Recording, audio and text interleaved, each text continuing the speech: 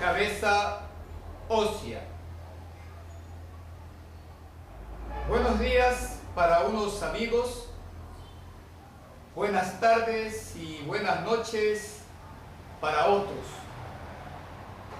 dependiendo del horario en que ustedes me estén observando. Reciban de mi parte un cordial y respetuoso saludo. En esta sesión vamos a iniciar el estudio de la cabeza ósea o cráneo. El término cráneo lo utilizan algunos anatomistas para designar a la cabeza ósea sin la mandíbula. Otros para nombrar a la caja craneal que aloja el encéfalo. Nosotros nos vamos a referir como cabeza ósea o cráneo a lo que estamos observando y a lo que aloja el encéfalo como cráneo propiamente dicho.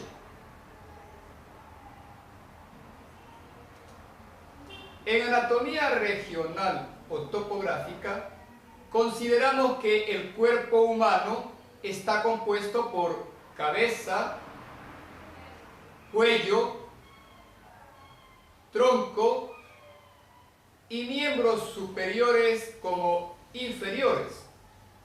Además, recordemos que el tronco comprende a su vez tórax, abdomen, dorso, pelvis y perineo. Nosotros vamos a iniciar el estudio del primer segmento del cuerpo humano, que es la cabeza y en especial su esqueleto.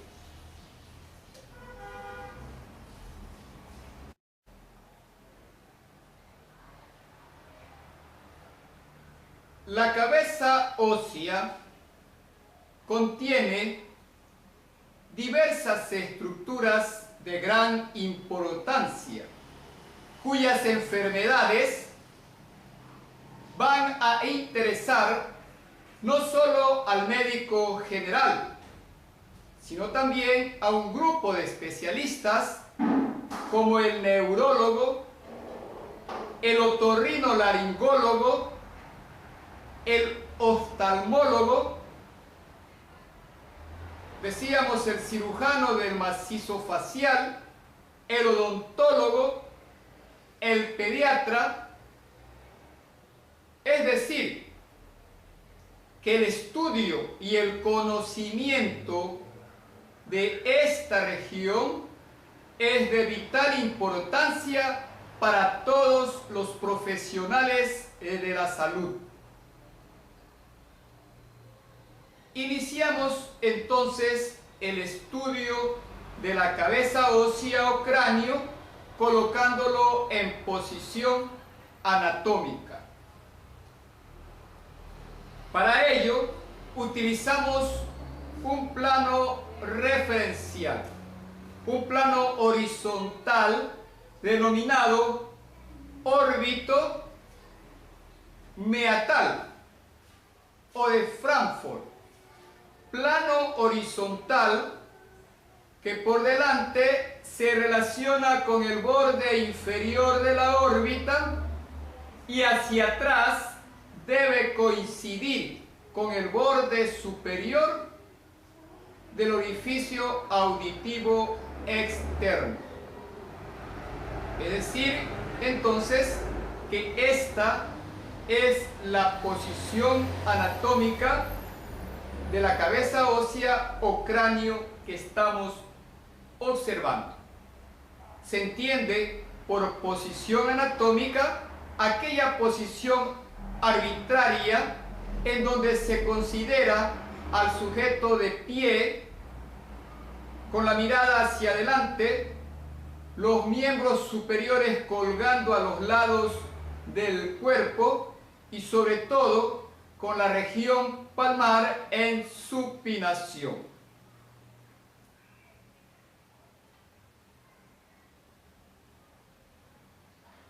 La cabeza ósea se le estudia como constituida por dos porciones, una posterosuperior, que es el cráneo propiamente dicho y que se lo conoce también como neurocráneo. Esto es el neurocráneo y tiene una situación posterosuperior en la cabeza ósea. La parte anteroinferior corresponde al macizo facial y se lo conoce también con el nombre de viscerocráneo. Esto es el viscerocráneo. El neurocráneo tiene como función alojar y proteger al encéfalo. También aloja las porciones proximales de los nervios craneales y las arterias encefálicas. El viscerocráneo, como usted observa, en cambio nos ofrece cavidades y agujeros. Cavidades para alojar los receptores sensoriales como la visión, olfacción y el gusto. Además, presenta orificios por donde va a entrar los alimentos, por donde entra y sale el aire. El macizo facial presta también implantación a las piezas dentarias, presta inserción a los músculos de la mímica facial y el esqueleto facial revela nuestra identidad personal.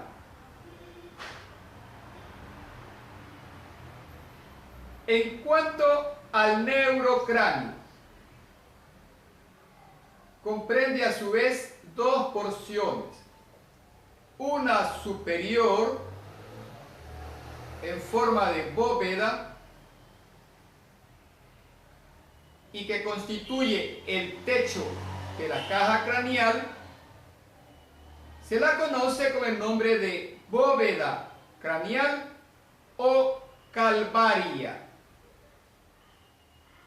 Como podemos observar, toda la calvaria está formada exclusivamente por los huesos planos del cráneo, que tienen una osificación intramembranosa. Los huesos de la bóveda craneal se unen por articulaciones fibrosas tipo suturas. Observe que la superficie externa de la calvaria es convexa, lo cual sirve para absorber y distribuir los golpes o traumas que pueda recibir la cabeza ósea. La parte inferior del neurocráneo constituye la base craneal o suelo, donde descansa el encéfalo. Observe que es irregular y que está perforada por un gran número de orificios que van a dar pasos a elementos neurovasculares de gran importancia y que ya fueron estudiados en los videos fosa craneal anterior, fosa craneal media y fosa craneal posterior. La base del cráneo está constituida principalmente por huesos irregulares, como el esfenoides y los temporales, y en una pequeña porción por el hueso etmoidal. El etmoides más forma parte del víscero cráneo. De ahí que muchos autores consideran que el víscero cráneo está constituido por 15 huesos cuando incluyen al etmoides.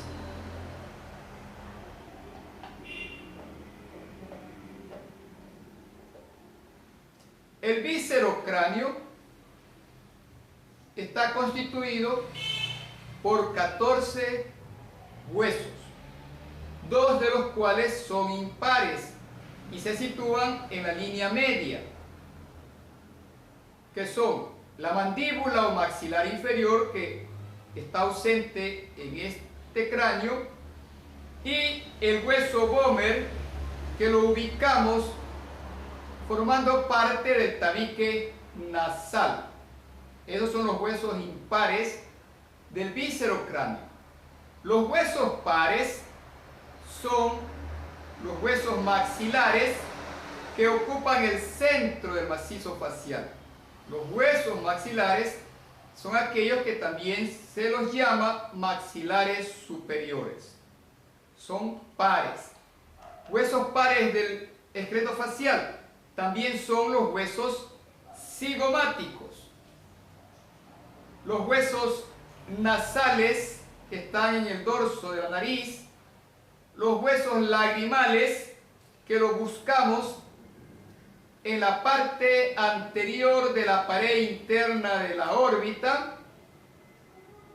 Tenemos también los huesos cornetes inferiores y por último los huesos palatinos, que están ubicados en la parte postero inferior del macizo facial, donde están contribuyendo a formar la parte posterior de la bóveda palatina y otra fosa que se llama pterigopalatina. Entonces, el esqueleto facial o víscero cráneo está constituido por 14 huesos, que son 2 impares, la mandíbula, el vomer, huesos pares, los maxilares, los cigomáticos, los nasales, los lagrimales, los cornetes inferiores y los huesos palatinos. Decían antes que muchos autores también incluyen al etmoides dentro del esqueleto facial o víscero cráneo. Por lo tanto, se cuenta entonces 15 huesos en la actualidad. El neurocráneo, en cambio, está constituido por 8 huesos, de los cuales 4 son impares y centrales. Hacia adelante tenemos el frontal y en la parte postero inferior del cráneo el occipital, y entre ellos el etmoides y el esfenoides. También está constituido el neurocráneo por 2 series de huesos pares y bilaterales, como son los temporales y los parietales, es decir, que el cráneo está constituido por 8 huesos, 4 impares, frontal, occipital, etmoides y esfenoides, y 2 series de huesos pares bilaterales, que son los temporales y los parietales.